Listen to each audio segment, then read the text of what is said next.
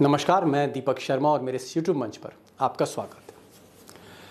दोस्तों, मोदी जी अगर किसी विपक्ष के नेता को अपना गहरा दोस्त बता दें, बहुत करीबी बता दें, तो समझ लीजिए उस शख्स पर मुसीबतों का पहाड़ टूटने जा रहा है। ऐसा कई बार साबित हो चुका है और आज भी कुछ ऐसा ही हुआ। अब दोस्ती की इस कहानी पर आगे बढ़ने से पहले आप ज़रा मोदी जी की ये पुराना इंटरव्यू सुन लीजिए। इंटरव्यू पुराना है लेकिन संदर्भ बिल्कुल नया है। तो अहमद पटेल जी को लोग पॉलिटिशियन की तरह, आपने उनको मियां अहमद पटेल चुनाव में कहा कि भाई आपकी जानकारी के लिए कांग्रेस में मेरे जो बहुत अच्छे कुछ मित्र हैं उसमें अहमद भाई रहे हैं जी। अभी नहीं है, अभी शायद उनको कांग्रेस में तकलीफ हो रही है इसलिए वो मेरे से बहुत दूर भागते हैं जी। अब तो फोन भी नहीं उठाते, पता नहीं उनकी क्या। पहले आपकी फोन पे बातें होती थी उनसे, लगा नहीं, मैं उसके घर खाने जाता था भाई। अच्छा। अच्छी दोस्ती थी और व्यक्तिगत नीति मेरी अच्छी दोस्ती रहनी चाहिए, मेरा मत है। अब मोदी जी इस पुराने टीवी इंटरव्यू में कह रहे हैं कि अहमद पटेल, जी हाँ अहमद पटेल, कांग्रेस के बड़े नेता जो सोनिया गांधी के राजनीतिक सलाहकार रहे, वो बड़े गहरे दोस्त मोदी जी के थे, गुजरात से हैं। अहमद पटेल के घर आना जाना था मोदी जी का। मोदी जी ने कई बार अहमद पटेल के घर में खाना खाया और अहमद पटेल ने कई बार मोदी जी के यहाँ खाना खाया। यानी कुल मिलाकर अहमद पटेल बहुत गहरे दोस्त मोदी जी के हैं। लेकिन मोदी जी के इस गहरे दोस्त पर आज मोदी जी की ही गुजरात सरकार की एसआईटी ने बहुत गहरा इल्ज़ाम, जी हाँ बहुत गहरा इल्ज़ाम लगा दिया है। अहमद पटेल पर इल्ज़ाम लगाया गया है कि उन्होंने मोदी सरकार को गिराने की साजिश रची। पहली किस्त दी कैश की 30 सितलवाद को, जो एक आंदोलन चला रही थी गुजरात दंगों के खिलाफ, और ये जो किस्त दी गई 30 लाख रुपए की, ये सोनिया गांधी के इशारे पर दी गई थी। यानी कुल मिलाकर जो एसआईटी का चार्ज है गुजरात सरकार का, वो ये है कि आज से 15-20 साल पहले सरकार गिराने की एक साजिश हुई थी। सामाजिक कार्यकर्ता तीस्ता सीतलवाड़ के खिलाफ गुजरात एसआईटी ने अपने हलफनामे में बड़ा खुलासा किया है। हलफनामे में कहा गया, गुजरात की मोदी सरकार को फंसाने और गिराने की साजिश हुई। साजिश कांग्रेस नेता अहमद पटेल के इशारे पर रची गई। अब दोस्तों, अफसोस की बात यह है कि अहमद पटेल आज इस दुनिया में नहीं है। 2 साल पहले कोविड के चलते उनका दिल्ली में इंतकाल हो गया था। शायद अगर वो होते तो अपने दोस्त मोदी की जो गुजरात सरकार है और उसने जो ये गंभीर आरोप लगाए हैं अहमद पटेल पर, उसका वो जवाब देते। लेकिन जब कभी अहमद पटेल को संसद में मौका मिला, उन्होंने हमेशा अपने कैरेक्टर को डिफेंड किया है। और सार्वजनिक जीवन के जो भी मूल्य है, सार्वजनिक जीवन की जो सीमाएं हैं या जो मर्यादाएं हैं, मैंने उसे कभी भी लांघने की कोशिश नहीं की। वो सीमा को मैंने कभी भी तोड़ने की कोशिश नहीं। जहां तक, और मैं ये भी कहना चाहूंगा, ये मेरी पहली अग्नि परीक्षा नहीं है, इससे पहले भी मैं अग्नि परीक्षा में से गुजर चुका हूं। और जो लोग आरोप लगा रहे हैं उनसे मैं कहना चाहूंगा कि बातिलों से डरने वाले नहीं, ये आसमां हम 100 बार ले चुका है तो इम्तिहान। अब साहब, जिसने पैसे दिए, जिसके हाथों से पैसे गए सरकार गिराने के लिए, वो तो है नहीं इस दुनिया में। तो फिर ये मामला है क्या? क्या वाकई अहमद पटेल ने सोनिया गांधी से पैसे लिए थे और तीस्ता सीतलवाद को दिए थे और कहा था कि सरकार गिरा दो, इसको बदनाम कर दो? हमें लगता है कि इसके जवाब अब एसआईटी को ढूंढने पड़ेंगे। लेकिन मैंने आपके लिए, जी हाँ, इन शख्स को देखिए, आर.के. मिश्रा 1972 से 1972 से गुजरात की रिपोर्टिंग कर रहे हैं और मैं बहुत फ़ख्र से कह सकता हूँ, बहुत नाज से कह सकता हूँ कि मिश्रा जी जैसा निर्भीक पत्रकार आज गुजरात में नहीं मिलेगा। आप समझ लीजिए कि महाराष्ट्र में जिस तरह अशोक वानखेड़े हैं, गुजरात में आर.के. मिश्रा हैं। और इन्होंने मोदी और अहमद पटेल को दोनों बढ़ते हुए देखा है। उनके सियासत के सफ़र को शुरू से अपनी आंखों में, अपने कलम में कैद किया है। और ये आपके साथ मुखातिब होंगे, कुछ बड़े खुलासे होंगे अहमद पटेल को लेकर, मोदी को लेकर। अब दोस्तों, अहमद पटेल इस दुनिया में नहीं हैं, लेकिन बीजेपी ने उनके दामन पर आरोपों के दाग लगा दिए। उन पर आरोप साजिश करने का, सरकार गिराने का। लेकिन दिल्ली में जो जानकार हैं सत्ता के गलियारे के, उनका ये कहना है कि एक वक्त ऐसा था जब चिदम्बरम से पटेल साहब ने सिफारिश की थी मोदी जी की, और शायद ऐसा कहा जाता है कि अगर अहमद पटेल ना होते तो हो सकता है मोदी जेल भेज दिए गए होते। उस वक्त जब चिदम्बरम, शिंदे और सोनिया गांधी के इर्द गिर्द जो कांग्रेस की लॉबी थी, वो मोदी और शाह के मुखालिफ थी उस वक्त। और इधर बीजेपी ने आज अहमद पटेल के कंधे पर रखकर बंदूक चलाई और निशाने पर सोनिया गांधी। अहमद पटेल तो मात्र एक नाम है, काम तो सोनिया जी का था। अपने मुख्य पॉलिटिकल एडवाइजर अहमद पटेल के माध्यम से सोनिया जी ने गुजरात के छवि को धूमिल करने की चेष्टा की। अहमद पटेल जी के माध्यम से सोनिया जी ने नरेंद्र मोदी जी को घेरने की चेष्टा की, उन्हें अपमानित और उन्हें किस प्रकार से निष्कासित किया जाए इसकी चेष्टा की। और ये पूरे षड्यंत्र की रचयिता सोनिया गांधी है। बहरहाल आप इंतज़ार कर रहे होंगे आर के मिश्रा साहब का। जी हाँ, आर के मिश्रा पिछले आप कह सकते हैं 4 दशकों से अधिक पत्रकारिता का सफ़र उन्होंने गुजरात में तय किया है, और मोदी और अहमद पटेल दोनों के राजनीतिक कैरियर को आप यूँ कह सकते हैं कि फर्श से अर्श तक नापा है। सीधे चलते हैं मिश्रा जी के पास कुछ बड़े खुलासे। आर के मिश्रा साहब हमारे साथ हैं, बड़ा सौभाग्य हमारा।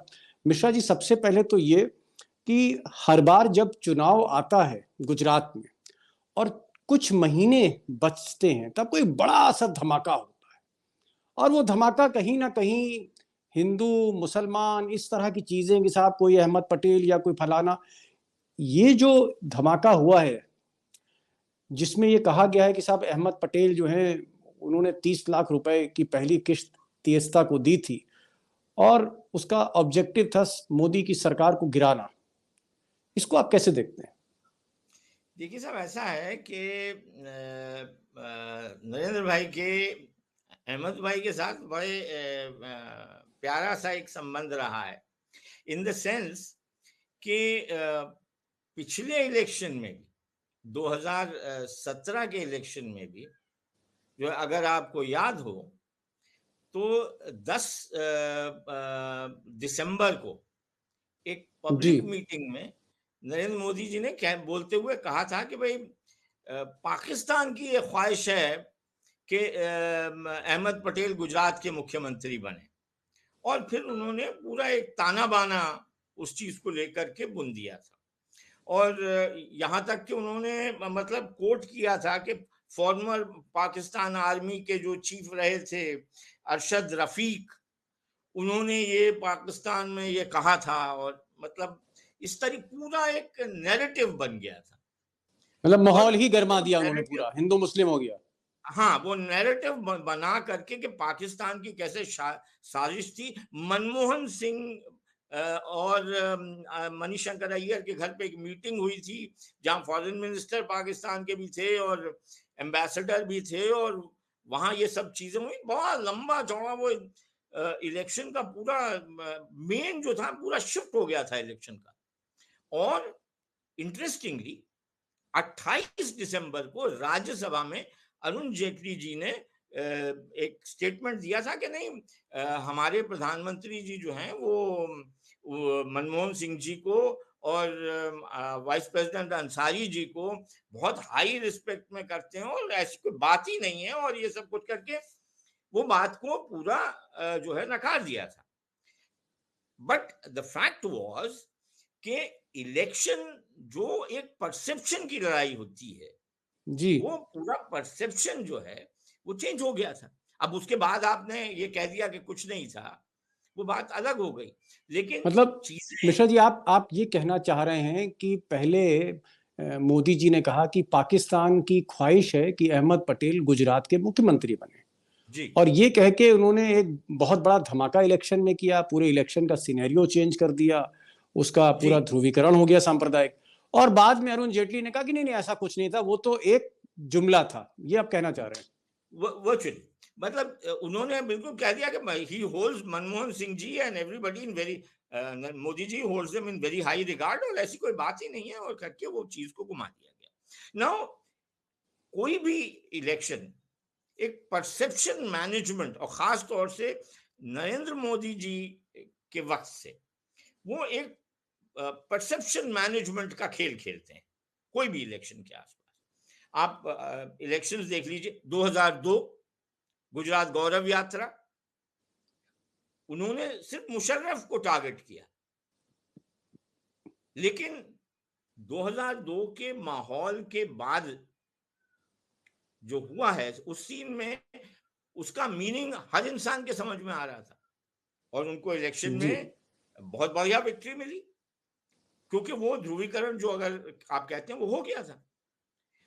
2002 के बाद 2007 में आई है, जी। एक तरीके से कहिए कि मीटिंग है, पब्लिक मीटिंग है, इलेक्शन के पहले की पब्लिक मीटिंग बीजेपी की, अडवाणी जी ने आके साउथ गुजरात में की थी, मोदी जी ने भी की थी, विकास के उस पर लड़ रहे थे, तो मीटिंगें फीकी जा रही थी। और सडनली ये जो जुमला था, सो कॉल्ड जुमला आप कहेंगे, कि सोनिया जी ने जो कहा था, जो वो पहले भी कह चुकी थी एक दो मीटिंग में, मौत का सौदागर, जी हाँ। वो आ गया हाथ में, और पूरा इलेक्शन उसी पे घुमा दिया गया, कंप्लीट मतलब इलेक्शन अचानक उन्होंने मौत के सौदागर उसको पकड़ लिया, उस जुमले को। पकड़ लिया, और उससे पूरा इलेक्शन घुमा दिया। उससे वो एंडरसन तक चले गए, उससे उससे बहुत और चीजों पे चले गए, फिर जो है वो ध्रुवीकरण का कारण बन गया।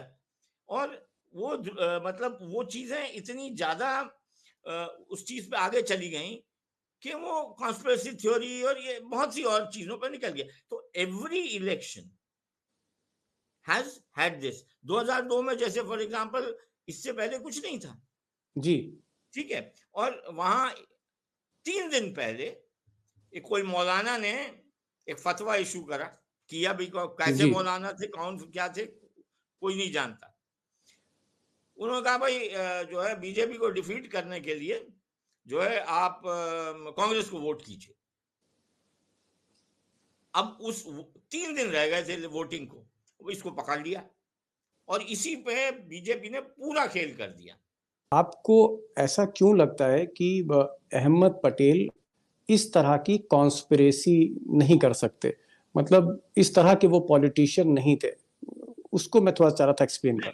मैं वही बता रहा हूँ कि विद इन द रियल्म्स के जो आप कहते हैं कि भाई एक पार्टी के मैनेजमेंट में अपनी एक जगह होती है, वो पार्टी के अंदर अपनी पार्टी का मैनेजमेंट कर रहे हैं, लेकिन अगर कंस्पायर करना है और कंस्पायर करके इतनी 120 सीट पाई हुई सरकार गिराना और उसको तोड़ देना, उस तरह का मैनेजमेंट कोई करने चाहेगा तो वो मैनेजमेंट नहीं होता है। एटलीस्ट गुजरात में उसके बाद से यूं नहीं हुआ है। सरकारें इस तरह से तोड़ना, जब एक स्ट्रॉन्ग चीफ मिनिस्टर आकर के अपनी स्ट्रेंथ बता देता है और चीजों को अपने हाथ पर्सनल से लेवल पे अहमद पटेल साहब किस तरह के व्यक्ति थे? Personal he was level. A very amiable, मतलब मिलने सबसे मिलने वाले इंसान थे। He was astute in terms of political management, और गांधी फैमिली के लॉयलिस्ट भी थे। उनको इंदिरा गांधी को एक बार ले जा करके उनके फादर इन लॉ का और उनके हस्बैंड का मकान भरूच में ले जाके उन्होंने दिखाया। एक वक्त था आज इमरजेंसी के दरमियान में, which was his heydays, तो नरेंद्र भाई कहाँ ठहरे हुए थे? वो एक ओएनजीसी के एक एग्जीक्यूटिव इंजीनियर के घर में थे उन दिनों, जो जिनका आरएसएस से कनेक्शन था। तो वो तो वहीं थे, वहां अंकलेश्वर और भरूच में कितना डिफरेंस है? 50 किलोमीटर का भी डिफरेंस नहीं होगा। सी, तो कहने का मतलब ये है कि उस पीरियड, उस लार्ज पीरियड, इमरजेंसी के उस लार्ज पीरियड के दरमियान तो नरेंद्र भाई वहीं थे अंकलेश्वर में। मतलब आपका कहने का मतलब है कि अगर अहमद पटेल चाहते तो चुटकी का उनके लिए काम था कि तुरंत गिरफ्तार करवा देते। उनको पता नहीं चलता उस वक्त के जो हालात थे, जिस तरीके के जो यहाँ गुजरात में हालात थे, जिस तरीके की चीजें थी, कि उस वक्त में इमरजेंसी के दौरान में जो यहाँ के उस वक्त आईजीपी हुआ करते थे, डीजीपी नहीं होते थे, जी पीएम पंत, समझे, जी। वो डायरेक्टली सेंटर को रिपोर्ट कर रहे थे। तो हर एक चीज की तो वो थी, कैबिनेट तो पूरी अंदर पड़ी थी, जेल में चली मतलब गई। कहने का मतलब है कि जिस ओएनजीसी के गेस्ट हाउस में नरेंद्र मोदी गेस्ट जी हाउस में नहीं, एग्जीक्यूटिव इंजीनियर जी के घर में, वो मेरे मित्र हैं, वो भी थे, वो गुजर गए बहुत टाइम। हाँ, वहां छुपे हुए थे। अगर अहमद पटेल जी चाहते तो 2 मिनट का खेल था, तुरंत उनको जो है गिरफ्तार करा दे। मेरे लेकिन कहने का अहमद मतलब पटेल, ये, मतलब अहमद पटेल आप ये कहना चाह रहे हैं कि कमर के नीचे वार नहीं करते थे, below the belt. Exactly, local equations अपनी जगह पे 1 to 1 रहे हैं हमेशा। जी। तो वो पॉलिटिकल लैंग्वेज जो है, वो भाषा बाद में बदली। घर वाले क्या सोचते हैं अब, उनके जो परिवार वाले हैं अहमद पटेल के, उनका एक बेटा है फैसल और उनकी बेटी है मुमताज, वो क्या सोच रहे हैं इस तरह का मरने के बाद उनके फादर पे इस तरह का जो एक तोहमत लगी, और वो मुमताज भी जी का तो मोदी स्टेटमेंट आ जी की गया है। सर। जी मुमताज जी का तो statement already, she has given a statement, और उन्होंने बहुत तल्ख अंदाज में ये बात कही है कि भाई आप अगर ये सब चीजें हो रही थी तो आप अब तक क्या कर रहे थे, आप अब तक क्या कर रहे थे, मतलब स्टेट आपकी थी, सीएम आप थे, इंटेलिजेंस एसआईटी आपके पास थी। एसआईटी आपके पास, इन पूरा अपरेटस आपका था। तो आपने 2002-3 से और जब तक एंड तक आपने क्या किया, आपने क्यों नहीं एक्शन लिया? सी, दैट इज एग्जैक्टली जो मैं कह रहा हूं कि इस वक्त पे इस चीज को issue banana is only SIT. जो भी एसआईटी क्या करेगी भाई, अगर उसको एसआईटी को एक पॉलिटिकल ऑब्जेक्टिव दिया गया है तो इतनी ऑब्जेक्टिव गुजरात की पुलिस तो कभी थी नहीं। और गुजरात आपको की, ये लोगों का मतलब अगर ये गुजरात मानना की है। पुलिस अगर इतनी ऑब्जेक्टिव होती तो सेंट्रल सुप्रीम कोर्ट को एसआईटी क्यों बनानी पड़ती? मिश्रा जी, एक दिल्ली दरबार में ये परसेप्शन है, यहाँ जो सत्ता की गलियारा है दिल्ली में, वहां पर ये कहा जाता है कि साहब कहीं ना कहीं अहमद पटेल से बड़े अच्छे रिश्ते थे मोदी जी के, और अहमद पटेल ने यहाँ तक कि चिदम्बरम साहब तक से पैरवी की थी कि भाई ठीक है अब जितना हो गया हो गया। यानी कहीं ना कहीं अहमद पटेल जो थे थोड़ा सा पर्सनल लेवल पे सॉफ्ट कॉर्नर रखते थे गुजरात होने के कारण मोदी जी के लिए। इसमें कितना दम है ये जो दिल्ली में चर्चा होती है? देखिए आपस में, देखिए पॉलिटिकल लाइफ में अब चीजें बदल गई हैं कि भाई an opponent is an enemy वाला जो अब आ गया है। अब आ गया। पहले तो नहीं था। पहले तो ये भी था ना कि अटल बिहारी वाजपेयी एक जबरदस्त स्पीच नेहरू साहब के खिलाफ, नेहरू जी खिलाफ करते हैं और शाम को एक पार्टी में इकट्ठे होते हैं तो वो उनकी पीठ थपथपाते हैं कि बहुत बढ़िया अप एंड कमिंग है। तो the whole ethos of politics has changed, लिहाजा उसमें ये कहा नहीं जा सकता। बट ये फैक्ट है, बट ये भी फैक्ट है कि उनको पिछले राज्यसभा इलेक्शन में हराने की कोशिश भी तो बीजेपी ने की थी जी। जिसमें इतना सारा मतलब इलेक्शन में चला गया। में मोदी जी का जो है रूप बदल जाता है। जो इलेक्शन के 4-5 महीने होते हैं उसमें एक नया कोई अजीब सा एक मोदी आ जाता है जो हर चीज गेम को जीतना चाहता है। नहीं, देखिए उनका बड़ा सिंपल वन लाइन सेंटेंस है जो उनकी पॉलिटिक्स को डिलीनेट करता है, all is fair in love and war. तो लव तो कहीं है नहीं, लेकिन वॉर एक चीज है, politics is seen as a रूप ऑफ वॉर। तो वो अब दोस्तों, आर.के. मिश्रा साहब ने एक बड़ी बात कही। उन्होंने कहा मोदी जी का असूल है जैसे युद्ध और प्यार में सब जायज़ होता है, ऐसे ही मोदी जी के लिए राजनीति में सब कुछ जायज़ है। और शायद इसीलिए जिस पार्टी ने, जी हाँ, मोदी जी की अगुवाई में, नेतृत्व में जिस पार्टी ने कर्नाटक में सरकार गिरा दी, मध्य प्रदेश में सरकार गिरा दी, महाराष्ट्र में सरकार गिरा दी, झारखंड में सरकार गिराने जा रहे हैं, वो पार्टी कह रही है कि आज से 15-20 साल पहले, जी हाँ 15-20 साल पहले, कांग्रेस में अहमद पटेल जो अब इस दुनिया में नहीं रहे हैं, उन्होंने 30 लाख रुपए तीस्ता सीतलवाड़ को देकर मोदी सरकार गिराने की साजिश रची थी। 15 साल लग गए, 16 साल लग गए, और तब तक SIT सोती रही। और अब जब चुनाव करीब है तो ये साजिश सामने आई है। मतलब आप भी समझ रहे हैं। बहरहाल आज बस इतना ही इस वीडियो में। एक बार फिर से मैं आपसे गुजारिश करूंगा कि आप इस वीडियो को शेयर करिए। ये गोदी मीडिया पर, चैनल्स में, अखबारों में नहीं आपको देखने को मिलेगी खबर, इसलिए इस खबर को ज़्यादा से ज़्यादा दोस्तों से शेयर करिए, व्हाट्सएप पे, फेसबुक पे। और एक चीज़ और कि बेल आइकॉन आप ज़रूर क्लिक करें, और अगर आपने इस चैनल को सब्सक्राइब नहीं किया तो सब्सक्राइब करें। आज बस इतना ही, फिर मिलेंगे एक नई वीडियो के साथ। तब तक के लिए नमस्कार।